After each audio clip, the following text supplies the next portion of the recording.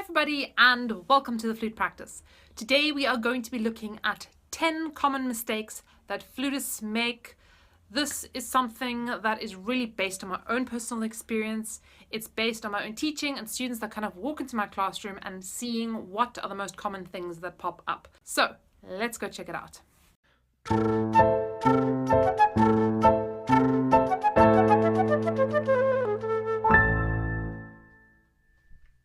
First, most common mistake that I see with all of my students, and it's kind of like the first thing that I also check, is the standing position. I see so many students that stand with their feet squared, standing facing your music stand. And on the flute, we want to really have the foot position, having that right foot behind the left foot and the body turned at an angle and the head turning over to look straight onto the music stand. So if the camera is my music stand, what I really want to do is I want to take that step back with my right foot, and I've got my feet at a bit of an angle, and my flute is going to be really parallel to the music stand. Another way to really think about this is that you're thinking of your body fully and absolutely facing in this direction, and then your head you just bring over to face your music stand. So basically your body is completely in this direction and just your head goes over. Let me just grab my flute. And then your flute is going to come up and be parallel to your music stand. One of the other really big kind of mistakes that I often see is hands that are leaning or touching the flute somewhere. Often here, kind of leaning against the flute in order to get extra support. Guys, this is not only like terrible for your finger technique because you're always getting in your own way, it's also not so great because it doesn't allow the flute to really resonate freely or as freely as it could.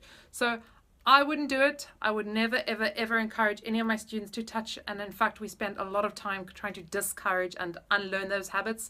So if you're learning, if you're starting out, or if you have been doing it for a while and you see you're doing this habit, I really encourage you, stop. One of the big common mistakes, I've spoken about this in other videos, is this idea that we push or that we suck in or pull in the stomach when we breathe in and kind of lift up the whole chest area. Not how we breathe, it's just not true.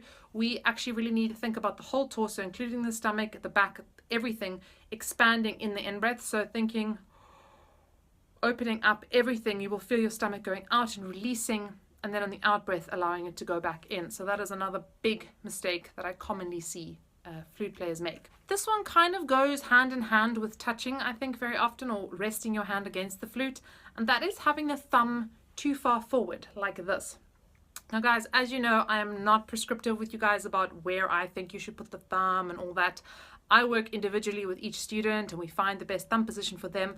But that being said, I think having your thumb so far forward is just not wise, because the way the flute is balanced, we've got all this kind of heavy metal work over here, and if the thumb is too far forward, it kind of just allows that flute to always fall back. Whereas if we have that thumb a little bit further back, wherever that might be for you, you suddenly have kind of a counter force or counterweight to all this weight on this flute here.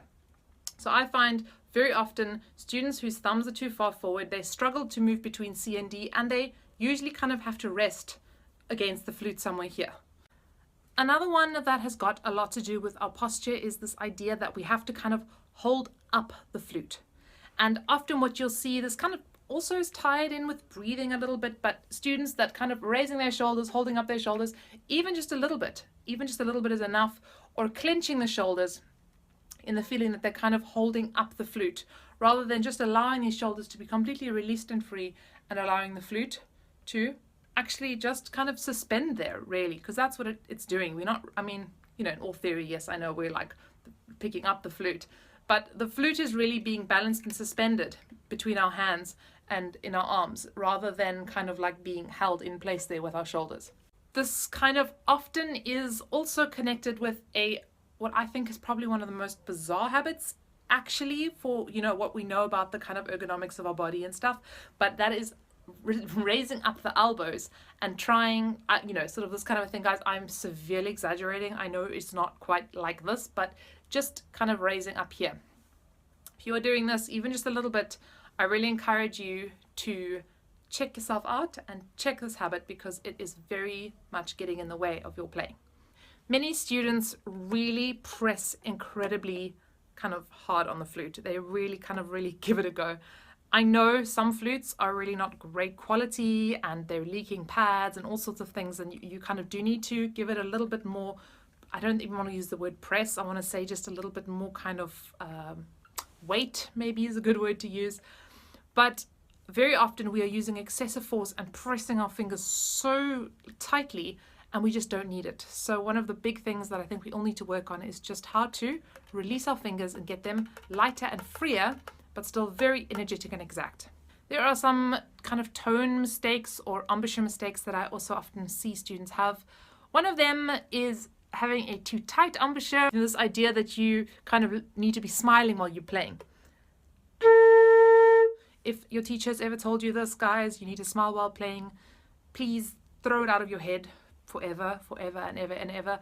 Most of the big, great teachers in this world will tell you that that is just not true anymore, or I don't think it ever was.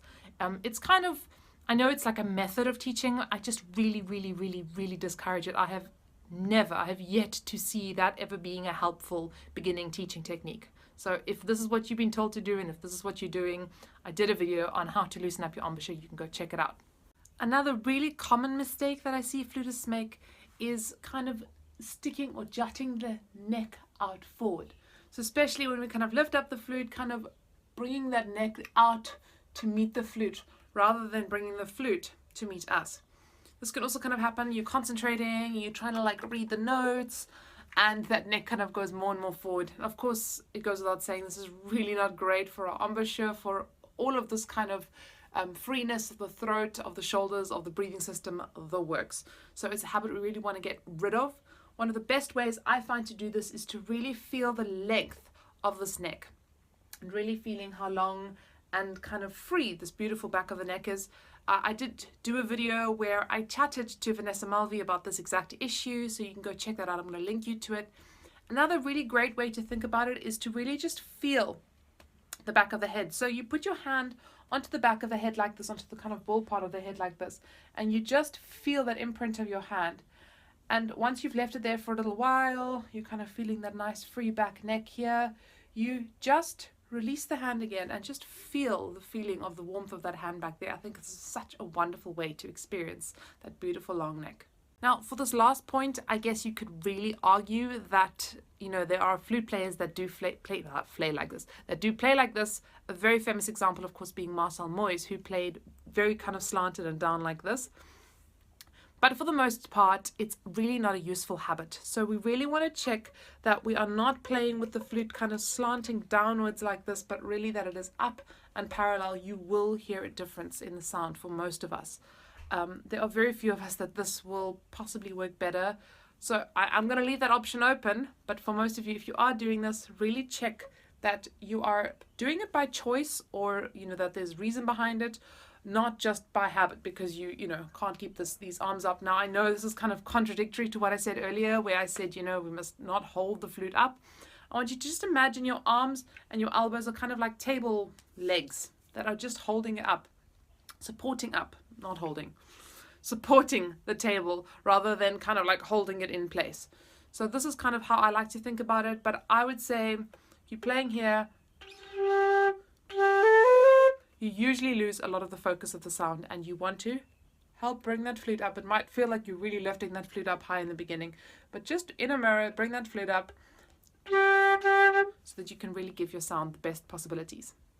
I would really love to hear from all of you. Which of these habits do you have? Which of them are you struggling with? And what other habits do you have that are really not helpful in our kind of list of top mistakes that flutists make? We are going to hopefully kind of in the next coming weeks unpack many of these issues and look at ways how to solve them. If you are new to this channel, then hit that subscribe button and the notification button if you'd like to know when these videos come out. So much love to you all. Happy practicing and see you next time.